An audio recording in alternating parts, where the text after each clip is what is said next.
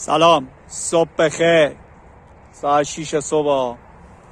یه شایی خوشگل، یه شایی درجه. ببین دوستان، ما اینا رو آب نمیزنیم به خدا. نگاه کنین، خیسه یعنی شبنم خالیه.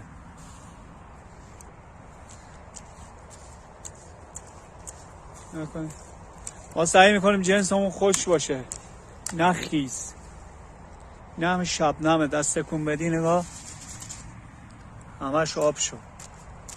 نمیگن که رو شاهی رو آب بزنیم. اکثرا مشتری ها میگن چرا شاهی خیسه. با به خدا شبنم بزنه. گلی هم که میشه، ببینید زمینه میخوان ببندن، این زمین خاک دیگه، همش دیگه این همه خاک میخوان ببندن، میچسبه به شاهی. این هم یک گیشنیز خوشگل، یک گیشنیز درجه 1. امیدوارم دوشنبه خوبی در پیش داشته باشید.